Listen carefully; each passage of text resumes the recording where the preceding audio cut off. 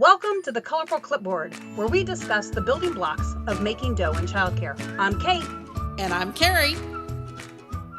Welcome back to Colorful Clipboard, and today is kind of a fun episode. Hopefully you'll think it is as fun as we do. But we are going to take a look at one of I'm going to call it my favorite quotes, or business to live by, which is change is inevitable and growth is optional. We probably should have looked up the attribution so that we knew who said it initially. We're quoting somebody. We just don't know who it is. I'm going to guess, based on statistics, it's probably an older white guy. Well, it's definitely on lots of posters. So, And so part of the reason that we were sparked to have this conversation, first of all, if you don't know, tomorrow is Chocolate Mint Day. And when Carrie and I think chocolate mints, I don't know about you all, but we immediately go to Thin Mints, because I'm sure sometime in the last year you have figured out that we have been Girl Scouts and Girl Scout leaders and have Girl Scout daughters. Yes, we're right? Very Girl Scouty. We believe in being prepared. When you have a hard time getting your kids to be motivated by something, we find badge work to work really well. Kate even used it with her boys. They just didn't know it was Girl Scout activities. Shh, they might listen someday. And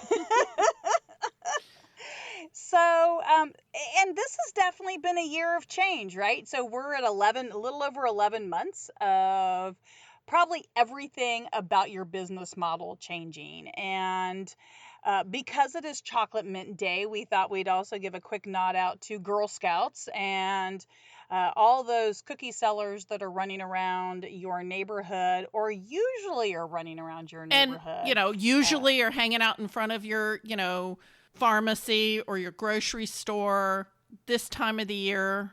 At least here in the South. I think some of the northern states, their cookie season's a little later. But for us here in the South, this is prime cookie time. Well, actually, we're pretty close. So actually, in about a week and a half is going to be National Girl Scout Cookie Weekend.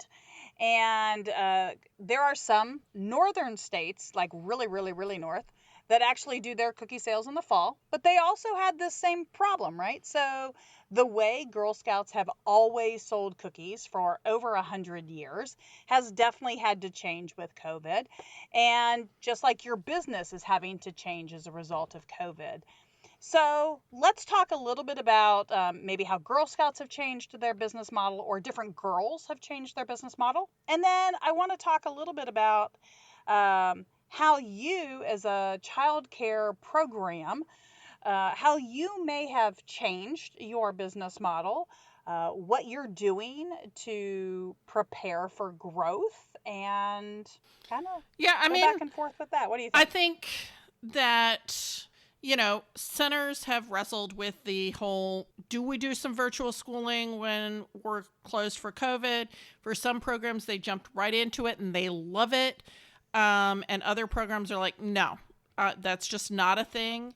But, we have to think through that this has happened to kids in all of their realms of their life, right? If they were scouts or they were in 4-H or any of that, the same thing was happening. Are they still having in-person scout meetings for those school-age kids? Are they still being able to go to 4-H meetings? I mean, a lot of that has been sidelined, and looking at which people have done it successfully and which haven't, like the troop that, my girls graduated out of and that, your daughter is still in, have done some in-person distant activities. But almost everything has been, Zoom meetings or similar, right? And Absolutely. You've got some kids who are totally down for that, but we've seen a lot of drop-off in participation. Well, what's interesting is we've seen a lot of drop-off for participation from the girls who the face-to-face was what they loved. For the girls who have been very busy with sports and band and other extracurricular activities, we've had the opposite happen. They've been more involved. They've actually looked for virtual Girl Scout programming that they can participate in across the country. So it really depends on what other activities that girl has and how and why they are in Girl Scouting. So if somebody is there to learn something new or they want to try something, they have a tendency to continue to find those great opportunities that have been put out. There are 111 Girl Scout councils across the U.S. and even internationally, and all of those programs, the international programs, the state level, city level programs, are all creating virtual programming. Some much better than others, some free, some sponsored by businesses. Yeah, Right, just like the childcare centers. absolutely. And this is a great opportunity for childcare centers to see if they are meeting a need. I know that we have a program that we have worked with that very early on started virtual story time. And I actually haven't talked to them. Have you talked to them to see if they've continued virtual story time? I haven't talked to him in the past month. I mean, about that. I chatted, we texted back and forth about something completely different. It was a staffing issue. She was having to do. Staffing's a great example too. Like, we know there are going to be businesses across the country that literally are going to totally eliminate the face-to-face offices. They're going to be going to a much different business model, which for a lot of businesses will save them a ton of money. Yeah. But our parents at home need something. So this is a great opportunity for your program to start to think outside of the box of how do you support the parents who are working from home, who normally had been part of your full-time childcare, but now they're trying to wrestle with whether or not they need full-time childcare. Yeah, I really think that programs that run more along the lines of Mother's Day out hours are going to be more needed, as opposed to our traditional part-time of Monday, Wednesday, Friday, Tuesday, Thursday. I think having more centers should look at you need to arrive by 9 and pick up by 3 type of part-time. Because I think parents who are working from home, they need some hours of the day where there's not a whole lot of, where there's not interruption, but they don't feel like their kids should be in childcare for 10 hours a day if they're just working from home.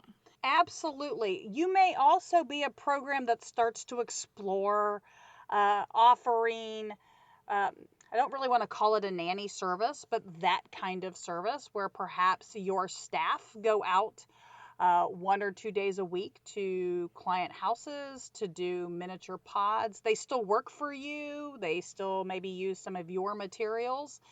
Again, I'm brainstorming because everybody's going to be a little different about what they can do, what they're comfortable with, what their staff are comfortable with. But you need to start to explore what are your communities going to need. Well, and oh goodness, I can't remember the name of the program that does basically 2-hour preschool in parks. I think that's another, I thought that people should be doing that early on in the pandemic. And as the pandemic was raging, more people are getting vaccinated. So maybe it's not as needed, but there is still a need because there are so many parents who don't know what to do with their kids on a playground.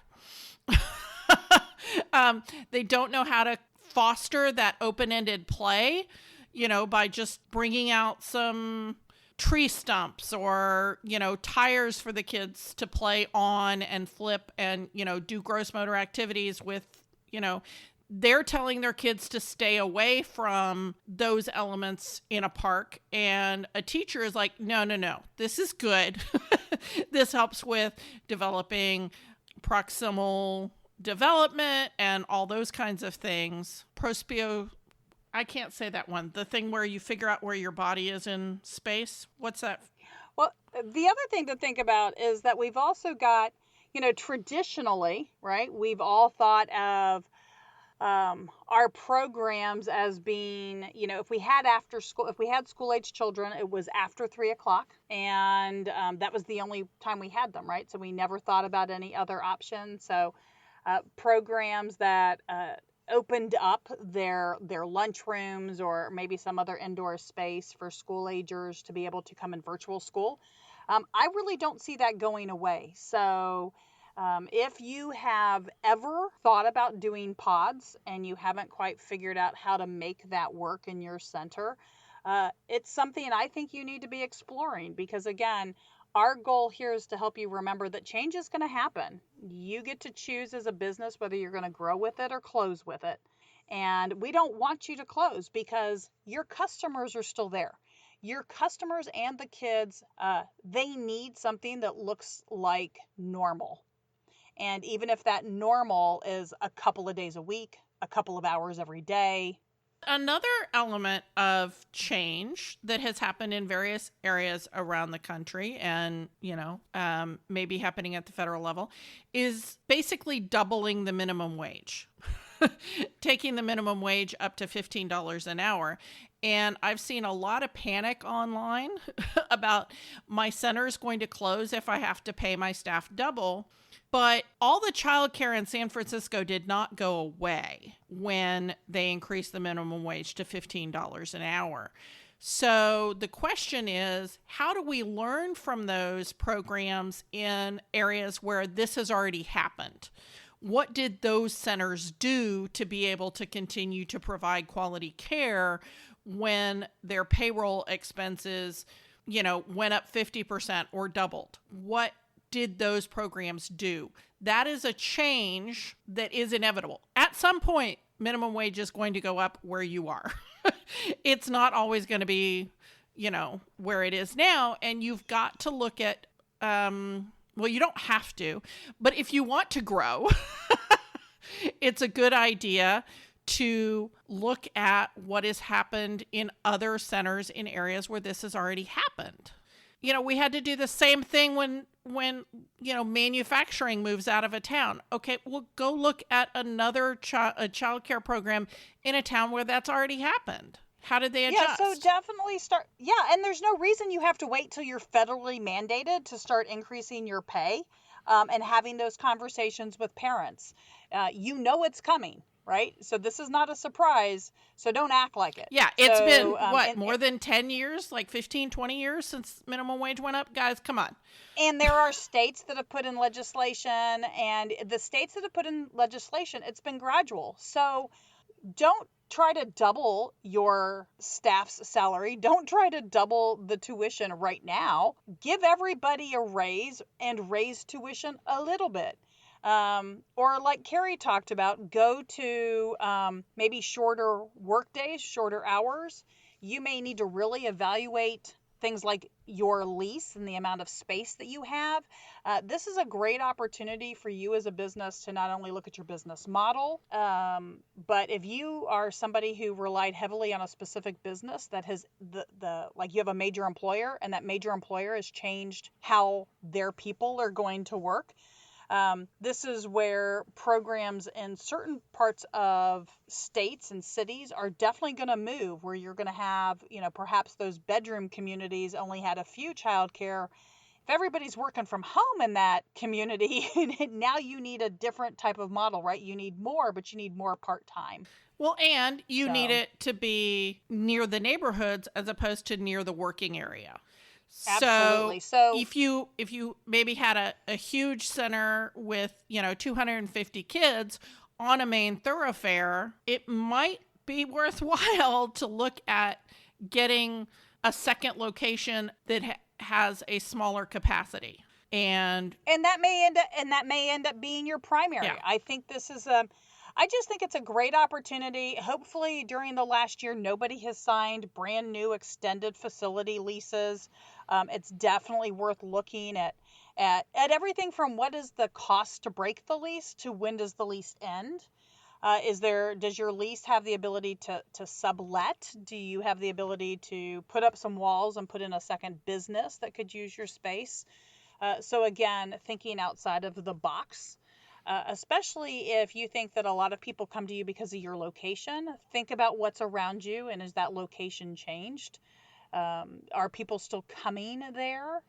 Uh, what does this mean from a marketing standpoint? Do you have to change how you market because people are no longer driving by your program? Yeah, there's a lot less driving over the past Yeah, year. there's a lot less driving. So where are you going to find them? Where are they? And So and a good way to find out a lot of this is to be surveying your current clients. If you're not doing a parent survey at least once a year, you are leaving money on the table. You've got to do that at least once a year. That's best and practices. right now, you could even think about doing some virtual focus groups with parents.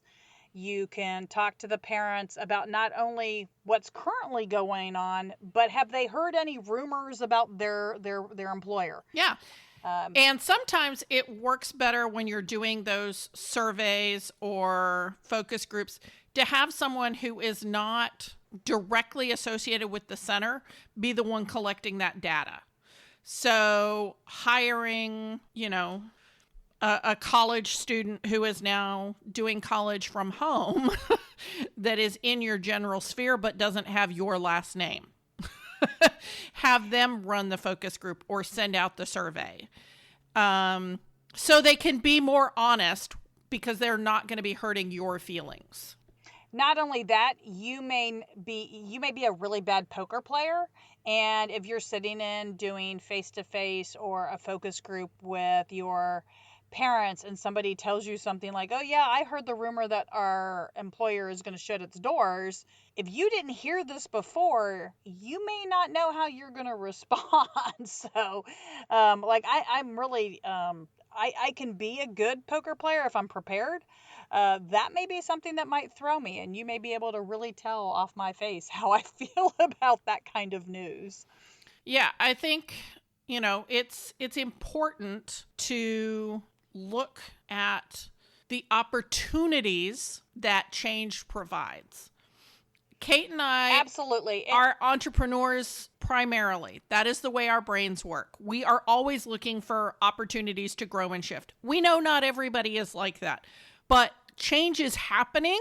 Our economy is fundamentally changed from where it was in January of 2020.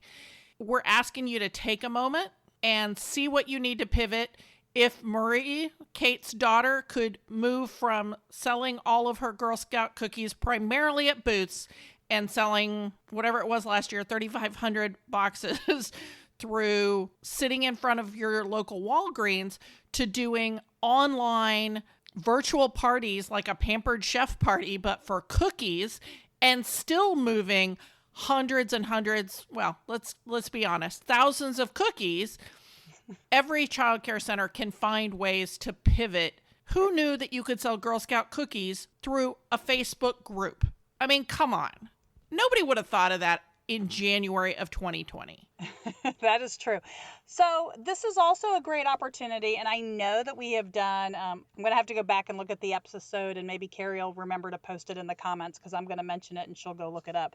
But we did an episode where Carrie talked a lot about how she would kind of do staff evaluations and she'd get their feedback about their goals. This is a great opportunity for you to decide and to reflect on your own personal professional goals, to have some real heart-to-hearts with your staff. If you've always dreamt of writing a book, this might be the time to do that. If That you is have a staff great- you've always wanted to. That is a great way to get to- people to come into your center, is you send them a free ebook that you have written about what makes your business different. I got to say, that's a Absolutely. marketing gold right there. Or if you want to write children's books and maybe you find out you have staff who are awesome artists. I mean, what a great thing that you could do is right now, you probably have some different time. I'm not going to say extra time, but time that you can allocate differently, that perhaps you're writing the book and you've got a couple of staff that illustrate it, and now your center has produced an awesome product that could be a real stepping stone for your staff. So definitely look at your staff. How many staff have to be full-time? like to run the program, not they want full time because of whatever. Right. So I would remember that not everybody offers benefits at 40 hours. So there are places that offer full time benefits at 30 or 35. It might be worth it for you to look at, again, shifting your business model. Carrie talked about it earlier, a little bit about changing maybe how your hours work. And so with that, you might change how the staffing looks. And you don't necessarily change your tuition rates. I went back and the goal setting episode was episode 45. Okay. So episode 35. 45. And 4 or 5. 4 or 5. Okay. But we really want you to use this time to think about everything from your building size and leases to how do you have to market now to Carrie's favorite staff conversations. And, is this an opportunity for you to do something totally innovative with how your business works? And like I said, maybe it is you provide professional nannies, or you provide teachers who go out on a concierge, preschool component where they work with 3 kids 2 days a week. There's definitely some things that are happening around the country that are different, that people are charging good money for. And, think about what does that model look like in your world, in your community? I think that more centers should look at the preschool in a box. We send you a box home every week, and it has the craft supplies and it has activity plans and all of that. There are programs who are making good bank by doing that. And absolutely, it doesn't cost a whole lot. Especially if you follow that up with, maybe twice a week story time, checking in with the kids 3 days a week, being there as a resource to the parents. And you can incorporate what's on PBS, because PBS will tell you what they're going to be teaching in their different programs. I mean, you could do a lot with it, and it doesn't cost a lot of money. Absolutely. So, especially if you're a program that just based on the community, you've had to, unfortunately close your doors, but yet you still have a lot of materials. You have teachers who you think would be available or interested because they're currently unemployed. It doesn't mean, and especially if you've got a reputation and a name that the community can trust, this is where you can leverage all of that. So if you need some ideas or you need some help, seriously, pick up the phone, give Carrie a call, give me a call, give Carrie and I a call. We can brainstorm with you. Carrie does awesome consulting with helping people restructure their programs. So, All Texas Director, Colorful Clipboard, we are here for you. And hopefully you'll come back and join us next week. Thank you for listening to Colorful Clipboards. Connect with us on social media at Colorful Clipboard, or send us an email to hello@colorfulclipboards. Send us your voicemail with your own questions and stories. If you want to keep learning with us, visit Texas Director, where we continue to have seminars, licensing, programs, and more. This show has been made by me, Carrie Casey, and Kate Young, with assistance from Hallie Casey and Marie Young. If you learned something today, share the show.